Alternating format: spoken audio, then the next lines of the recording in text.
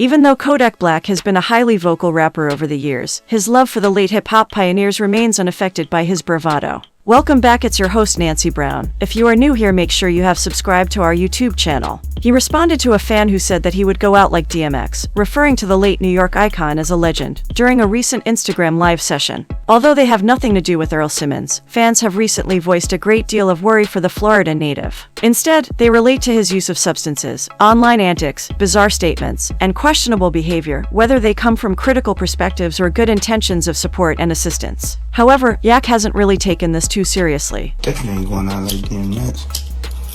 He a legend though. Well, bitch, I'd rather go out like DMX and go out like... I do be feeling like DMX though a lot of time. Although he occasionally replies to trolls, haters, and worried admirers, he typically does so to silence more offensive remarks rather than to answer well-meaning ones. This complements an already quite haphazard web strategy, like Kodak Black freestyles declaring his love for Regina Carter. People ultimately decide when to start a discussion and when to leave their antics be antics. In other news, Kodak Black is safe among the many rappers who have been stung by Kanye West's recent tirades. Yak has Ye's complete backing, even though Ye showed no mercy to people like Kendrick Lamar or legendary colleagues like Jay-Z. I love A$AP Rocky. I love Kodak rappers just like Jews. As a whole they be doing BHST, but there's a few I still FK with, he tweeted earlier this year. We wonder how long it will take for this to inevitably reverse to the contrarian perspective. If I wanted to, I could have motherfucking 400-500 different men, good men down here from different cities and states, including mine, around here ready to do whatever. The Memphis shooting last week left a hole in the Sauce factory, but thankfully, Sauce Walka survived from his injuries. Although no additional accusations or explanations for the occurrence surfaced, his artist Say-So P tragically died on the site after being shot in what authorities consider to be a targeted attack.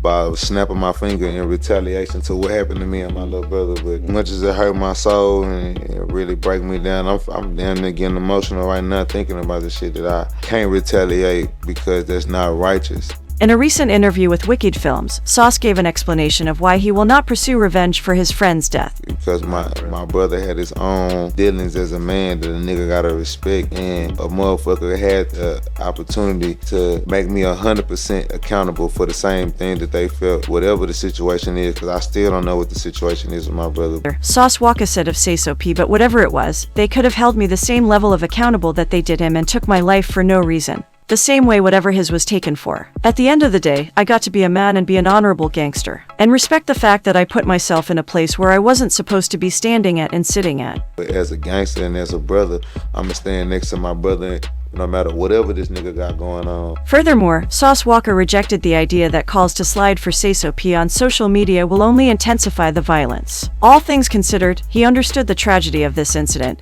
and agreed that he must lead by example to prevent future occurrences of this kind of thing. Memphis police have been searching for the gunman who killed Sauce Walka's musician Say-So P and shot Sauce in the leg nonstop. On Wednesday, they made public images of one of the suspects and charged him with murder. Jaden Dandridge, 21, has been the subject of a warrant and is charged with multiple offenses, including auto theft, 2 counts of employment of a handgun during the commission of a serious felony, and first-degree murder. Sauce and Say-So were ambushed by gunfire in broad daylight outside the Westin Hotel in downtown Memphis, as we reported over the weekend. After sifting through hours of security film and connecting, police are certain they have located Jaden. The white automobile utilized in the incident was also found by investigators to be a stolen 2021 Dodge Charger 392 Scat Pack. For a possible $6K prize, they are asking anyone with information about Dandridge's arrest.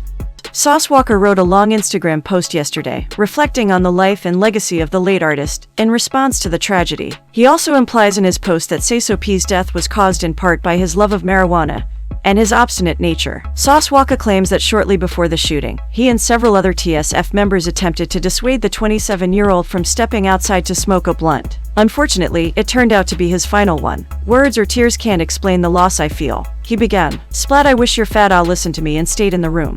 I told you we could smoke that blunt after security and the rest of our familia pull up. Sossaman told you dat we'd wait till we leave and hit Superior first. You always so hard-headed blood, but you know a man ride with you regardless. We come together, we leave together." Sauce Walka went on, appearing to place some of the blame on himself, as Say-So P could have been on a vacation out of the country. "Wish you just went Dr. Wit shimmy and shot off and skipped this trip to Memphis. But you was too excited, I finally agreed to come to Dam," he wrote. "It's been 4 years since a TS phone punch 10100 brought you to the Familia, did everything could to help you change your lifestyle from Miami to all 50 states we've been mashing.